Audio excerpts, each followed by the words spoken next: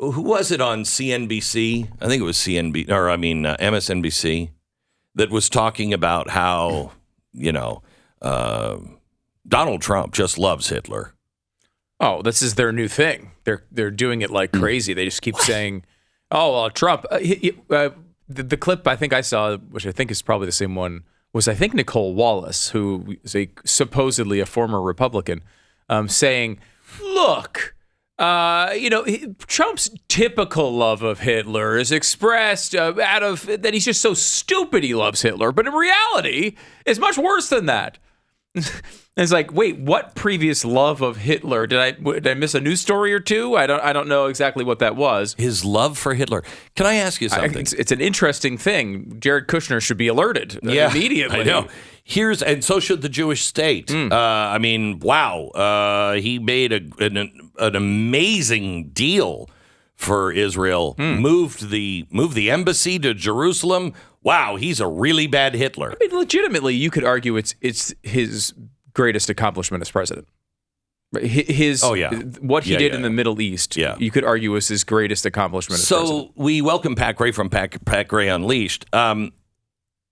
Pat, with an exception of I want to put Jews in crematorium, which I could argue they're on that path. Siding with Iran and siding with the Palestinians who are saying, burn the Jews, send them to Germany, Hitler was right, all of these things. If there's a giant crowd of protesters, of pro-Palestinian protesters, how many steps do you have to take until you bump into someone who would say gas the Jews? 4? How many steps? Is it 3? That's too many. Too many. Yeah. Mm-hmm. It's not a lot. It's not 80. No. I'll tell you that. No, it's not. No. So you have that where they're flirting with it. And they keep making this deal that they hate Hitler, which I personally do. I hate him for not a fan. Yeah, multiple reasons. But I don't think they do. Look at what's happening. Oh my gosh. They just found copies of Mein Kampf in terrorist headquarters in Hamas, and they were highlighted all the parts about the Jews. Yeah. What are they doing in Britain? What did they do yesterday in Great Britain? Britain's High Court essentially gave a death sentence to an 8-month-old baby girl.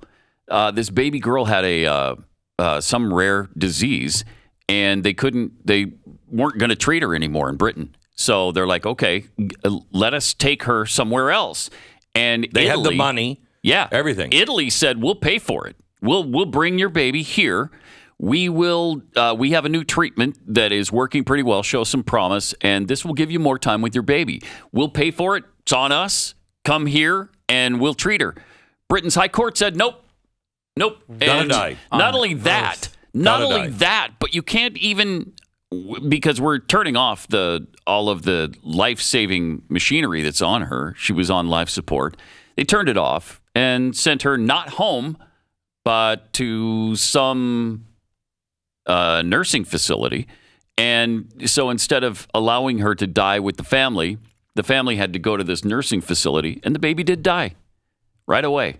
Look at rather than allow her to go to Italy, who's completely willing to cover all of it. What happened to the Jews with Germany happened after the progressives, the eugenics people, all killed babies and children and old people and the infirm, because just like happening in Great Britain and in Canada. It was the kind thing to do, right? To allow them to die with dignity. Correct. Really?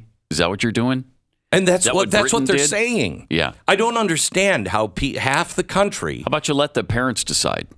You keep saying that you're against Hitler. Okay, well then how about not public-private partnerships? Yeah. Because that's exactly what Hitler did.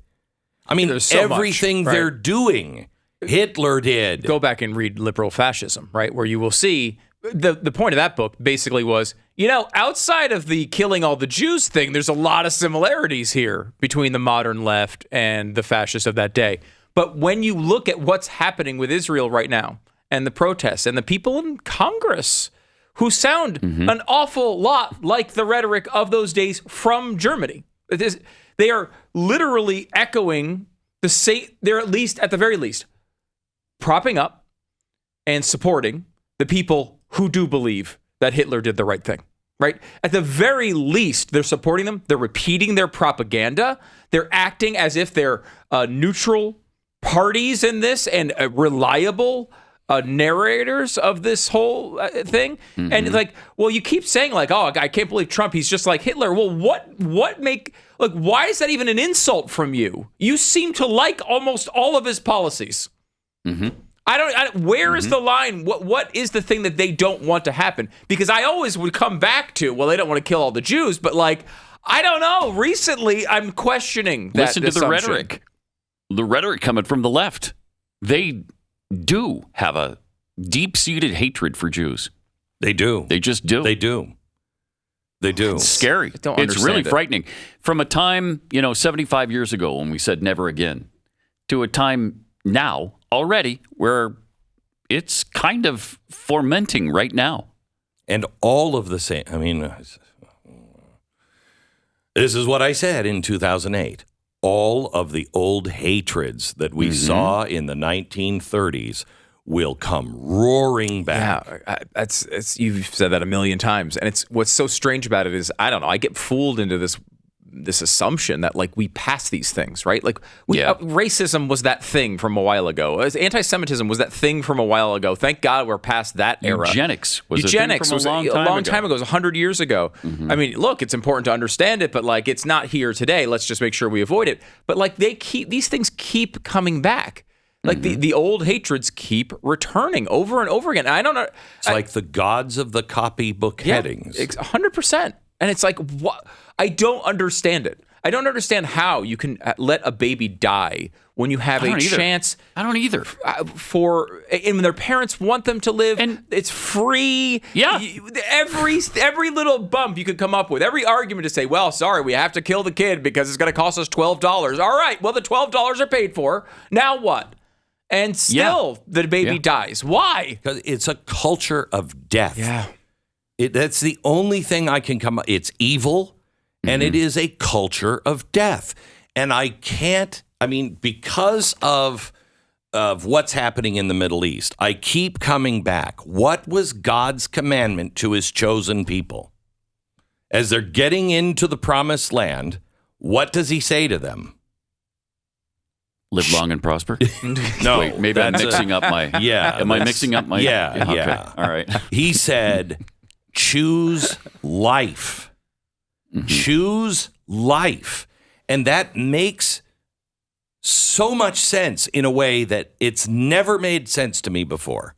Of course we choose life. I've always felt, of course we choose life. Yeah, we choose life. We're America, we choose life. The abortion thing.